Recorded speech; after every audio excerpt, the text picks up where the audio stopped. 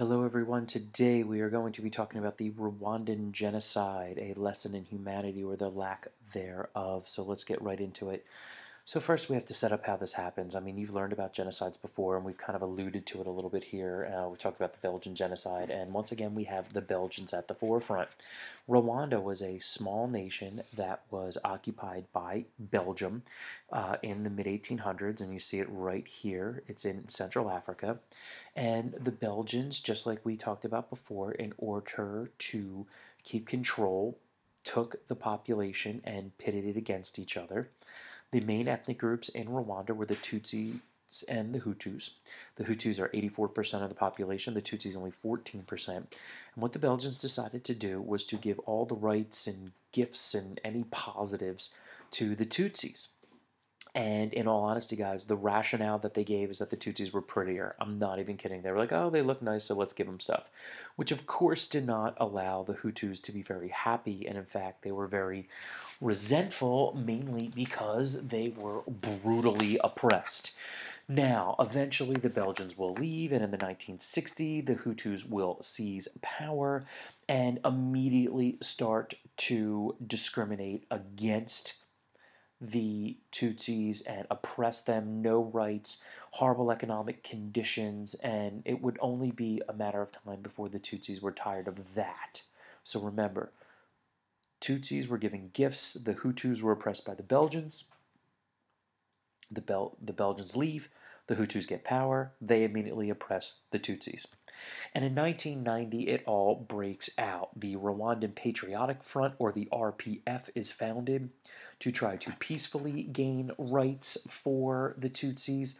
It does not work, and then basically you have the beginnings of a civil war. However, the UN will send in some soldiers to try to calm things down for a while, and they will have some success. Of course, the soldiers they send in are Belgium, probably not a good decision.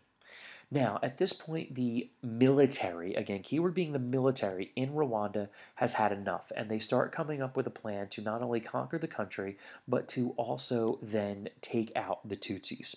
So the first thing that they decide is that they want to issue identity cards to all members of the country in order to gain what they said some type of demographic or census type material. What they're doing with these identity cards is basically identifying their victims. They are identifying where the Tutsis are, who they are, so that they can better be attacked. And the guy that ran all of this, Colonel Theoneste Bagasora, who you see after here, who was finally arrested after many years on the run.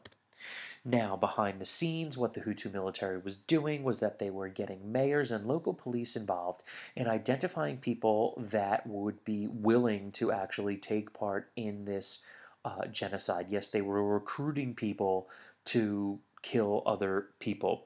And what they did was set up secret militias across the country, basically to get them in a spot that when the military was ready, they would unleash them. But then they needed to take the next step and start to stoke and spread the hate against the Tutsis. Because the fact of the matter is the Hutus had a problem, if you will, in that they wanted to kill the Tutsis, right? But the Tutsis themselves are Rwandan. So how do you get Rwandans to kill other Rwandans? You get them to hate each other. They use the radio very effectively. As I have here, there's a high level of illiteracy in Rwanda. And so what they are going to do is really get all of these radio programs that will spread rumors and hate speech and just get this hate and fear as well. They start to portray the RPF as threats, that they're going to try to take over, that it's going to go back to the way it was under the Belgians. Then in 1993, the Hutu president of Burundi, the country next door, is assassinated. And so then the Rwandans are able to blame the Tutsis for that. And so look, the Tutsis, they're attacking people. They killed the president next door. What can they do to you? And they start building it and building it. While all this is happening, the army is starting to spread and send weapons across the country to those militias, and they're getting them slowly but surely in place to strike. And then it will finally happen. Now, interestingly enough, the president of Rwanda, Juvenal Habyarimana is getting ready to actually try to include the Tutsis in the government. He was trying to prevent and end a civil war. This guy was actually going to take steps to give Tutsis civil rights, which of course the military doesn't like. And so on April 6, 1994, a accident, if you will, occurs when the plane carrying him and the president of Burundi, Cyprien Ntaryamira, is shot down. Now, what do we know today? Here's the wreckage of the plane down here. Here's the president of Rwanda that was killed. What we are 99.9% sure is that the Hutu military shot it down themselves. They shot it down because they knew that they could get the blame on the Tutsis and that would be the final straw to unleash hell, if you will.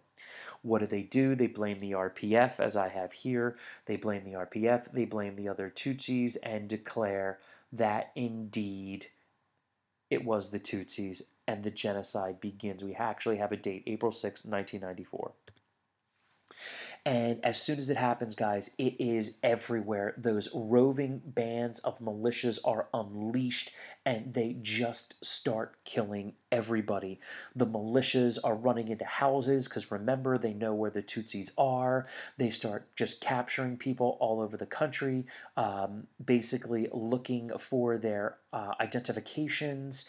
And when they have their identifications, then as soon as they find out what they're Tutsis, they kill them on the spot.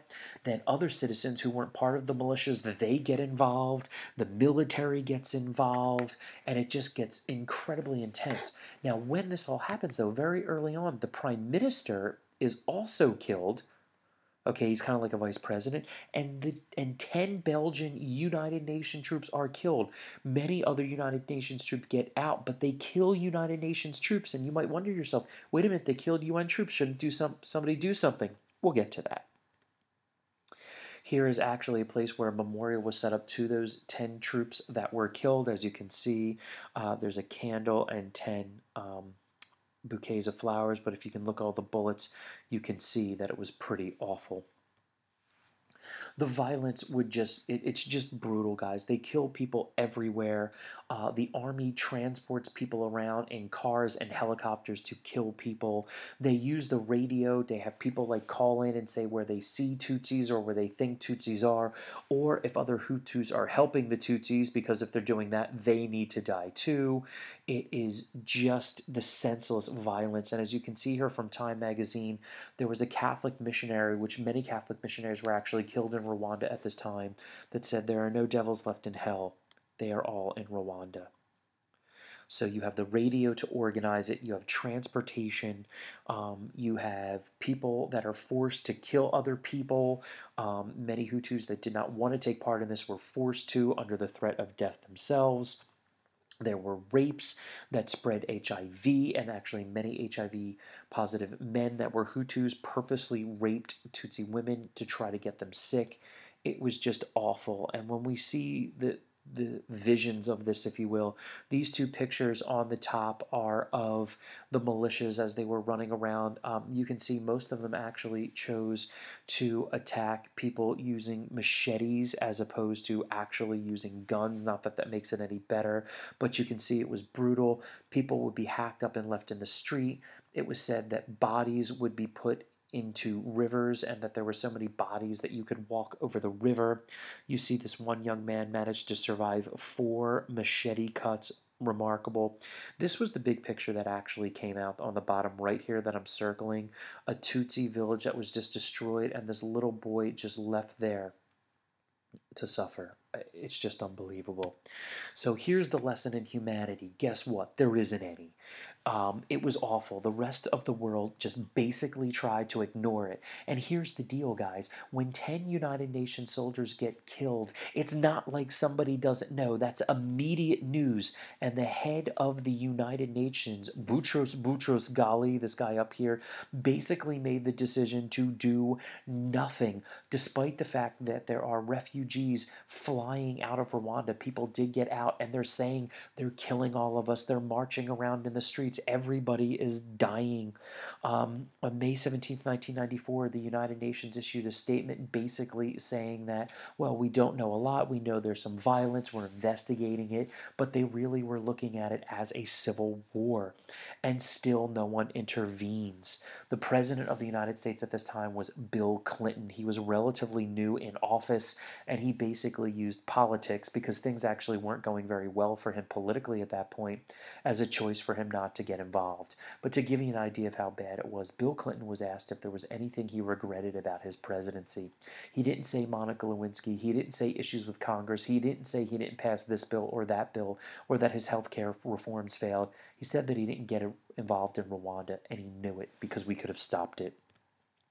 But you know who did stop it? The Tutsis. The RPF was still fighting this whole time, and led by Paul Kagame, who was actually the current president of Rwanda right now, they are able to re-invade Rwanda. They got some military aid from the outside, and they were able to defeat the Hutu military and reestablish a democracy in Rwanda. And after 100 days, this ends, not that anybody else got involved. The estimated dead are anywhere from 800,000 to 1.14 million. From the evidence that I've seen today, I think we're looking at about 1 million dead. In 3 months, 1 million. This is unbelievable. And in the end, what are the problems that are still there? I mean, this is incredible. There are still people that committed these crimes in Rwanda. I don't think you're going to get them all. And imagine living in a country in which you wonder if your neighbors took part in killing people, or maybe you do know, but you don't have enough proof. The country is terribly divided today. They have a huge prison population because of this, and it's hard to maintain it. You have the rape victims. We've talked about the issues that people have with HIV and some other diseases, but HIV in general, and the stigma that's attached to it. You also have hundreds, if not over 1,000, of unwanted children. Okay, children of rape that have been put up for adoption or abandoned, or these children that are also HIV positive. And the country is just broken. Yes, it ended 20 years ago, but you just don't bounce back from this. Now, there have been many trials. Bagosora was found guilty, sentenced to life in prison, although he may get executed.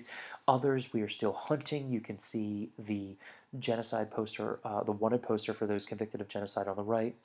But they're just really still trying to rebuild and work on the whole situation. But here we have, this is probably the greatest example of what should nations do when it comes to foreign involvement in the world. When is it a responsibility of a nation that is in a position to help? Yes, I don't know if we should get involved, or I don't think we should get involved in every other nation's problems. I get it. We have plenty of problems of our own.